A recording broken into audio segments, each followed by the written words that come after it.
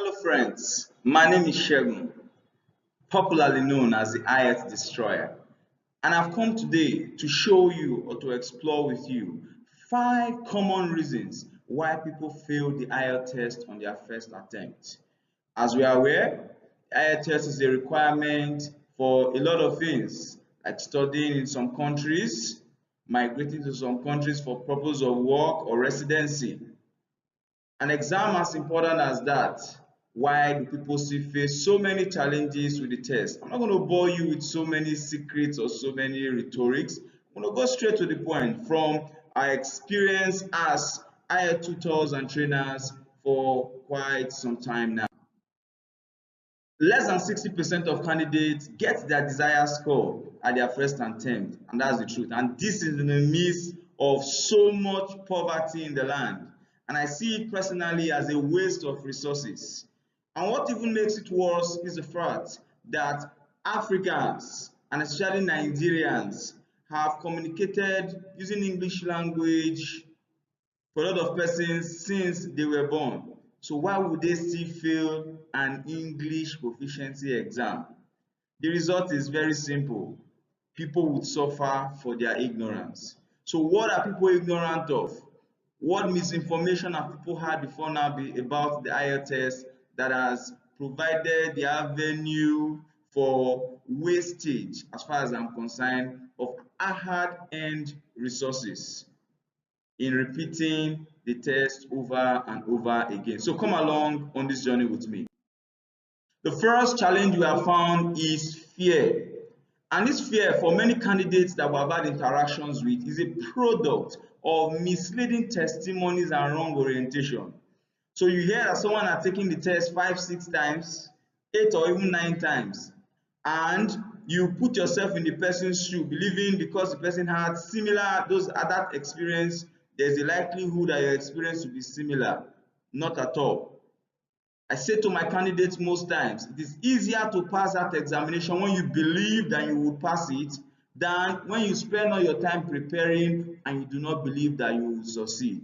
So a lot of candidates have passed at first instance. I can give you over 50 persons as examples that I know directly, and there are thousands of others out there. So you too can pass at your next attempt. So shed off that fear. It's doing more harm to you than any good. The second reason is this. People have a wrong assumption about the IELTS test, and they believe that it is a test of English language proficiency. Ladies and gentlemen, it is not. IELTS test is not a test of English proficiency. It is a test of your mastery of the IELTS curriculum. There are several English language tests around the world. And if peradventure you prepare for the IELTS test and you go sit for another test like OET, I am very sure that you will score poorly on the OET. So if actually the IELTS is a test of English proficiency, then everyone who prepares for IELTS should be able to pass any other English test. What does that tell us invariably? The IELTS is an examination that has its curriculum, that has its scheme of purpose, that has its own rules and its own agenda. You know these rules, you understand the curriculum, you master it, you give it to them. Whether you are good in English language or not, you will pass the test. So shed off that assumption. Stop trying to speak English like the Britons or the Americans. You are born in Nigeria, speak Nigerian English. If you hear me speak, for example, you would know definitely the part of Nigeria that I am from. But I am a band 8.5 student of the IELTS who have also made other persons who scored 8.5 in the test. So it's not about phonetics. So if you speak English like an Igbo man, speak the Igbotic English. You speak English like a Yoruba man, let it flow.